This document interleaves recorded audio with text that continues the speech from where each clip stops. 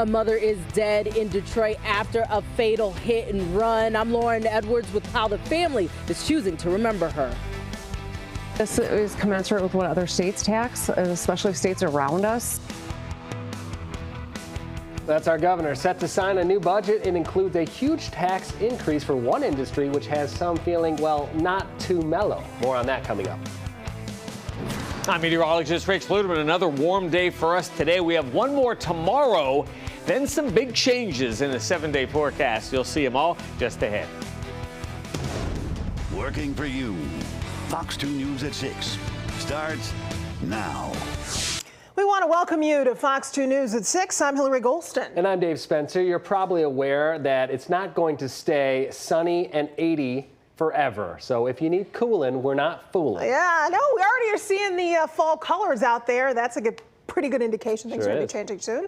Let's check in with our weather authority, Rich Ludeman, who's giving us a check of the forecast. Hilary, Dave, it's been a great stretch of weather. We had a great weekend, a beautiful day today, more of the same for tomorrow.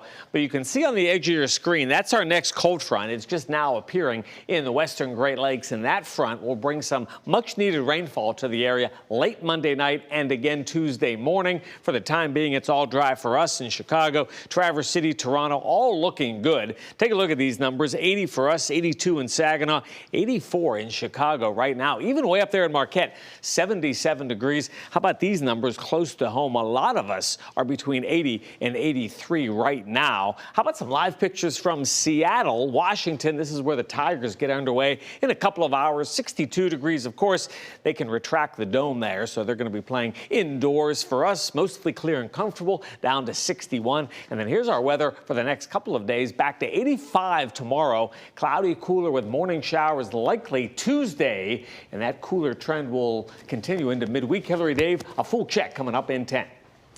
All right, Rich, thank you very much. Police in Detroit investigating a deadly hit and run. Yeah, this apparently happened last night on the east side of Detroit. Fox 2's Lauren Edwards is live tonight with this story. It's a sad one, Lauren. Absolutely tragic. Dave and Hilary, I'm near the intersection of Chalmers and Seymour where that very sad hit and run happened. The site of that hit and run, but also it's going to soon be the site of a balloon release honoring the victim. I'm going to step out of the way so you can see for yourself, because right across the street you can see family and friends devastated but gathering with red and white balloons, all in honor of that victim, learning how to just live life without her. Now take a look at the victim. This is a photograph of 23-year-old Breonna Jackson, saying that she was so dearly loved. Again, her name, Breonna Jackson, and family and friends holding each other tight tonight, clearly devastated after what happened yesterday. Police say that it was actually a 3-vehicle crash. They say the at-fault vehicle allegedly was speeding, ran a red light. 2 vehicles were hit, and they say Breonna was inside one of them. And they also say that the at-fault driver then ran away after the crash. Again, the family hurting at this time. They are shocked, they tell us, and they're left with memories of Breonna, but also questions about the crash. Breonna was a sweetheart, bro. She was a queen. You know what I'm saying? Like, my niece was life, bro. Like, she lived her life working. Her son loved her. Like, talking about that's his joy. Like, the moment she walked through the door, he just light up. You feel me? That's all I'm saying. Like, she was a sweetheart. She ain't deserve this. You feel me? He's limping. His lip was this big. He literally walked right across the street and just disappeared into the. They got to do better, man. We got to do better. They got to do better, for real. And as you can see, family, friends, other loved ones continuing to gather. Guys, we've been out here, I would say, for about an hour, and we see more and more people pulling up. We see more tears and more hugs. And we spoke with a few members, and they were just telling us that they can't believe that this happened. Now, this investigation continues, police say, and they're just asking anyone with information to please reach out to them as soon as possible or call 1-800-SPEAK-UP. The family hoping, they tell us, hoping and praying for justice in all of this. Reporting live here in Detroit, Lauren Edwards, Fox 2 News. Yeah, it's such a senseless tragedy there, Lauren. Clearly, they have some indication of who this person is. Did police provide us with any sort of other description? The only description at this time is that this person ran away. Now, we did speak with the family, and they think they have a clear idea of who it is, so they're going to be meeting with police as well. But again, police always reaching out to the public, just asking if anyone has anything, let them know as soon as possible. Yes, for this family and the justice they're seeking. Thank you, Lauren. Thanks.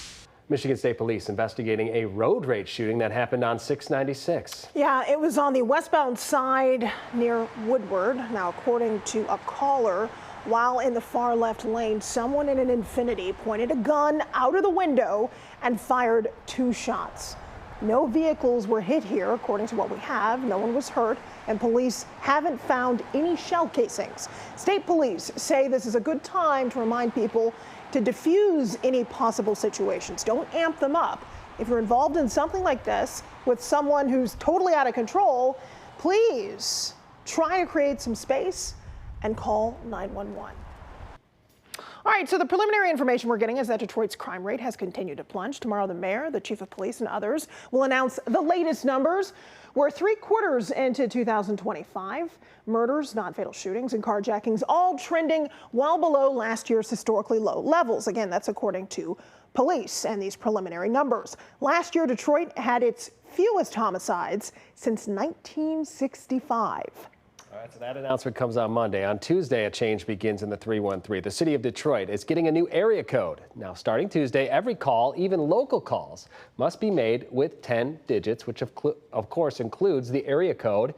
If you still try to do a call with just the 7 digits, you'll get a message telling you to try again. And then, beginning next month, telephone service providers may begin issuing new customers the new area code, that being 679. This is because they're running out of numbers. The number of combination for people with 313. The new area code will cover the same geographic area.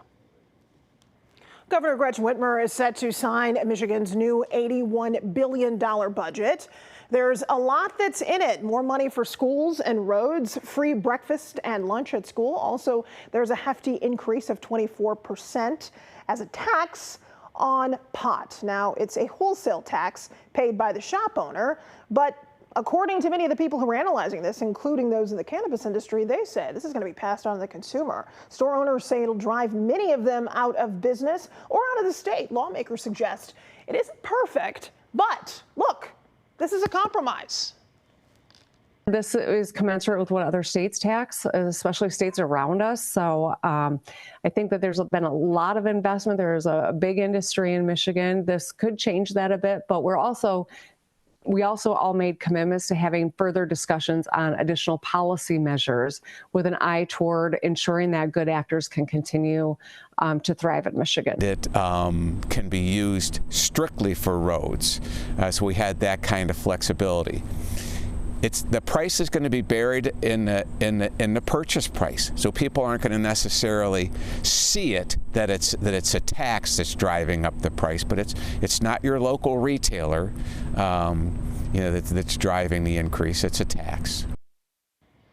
All right, and this new tax will take effect January 1st. This is on top of the 10% retail tax and 6% sales tax. So yeah, it's going to be very expensive.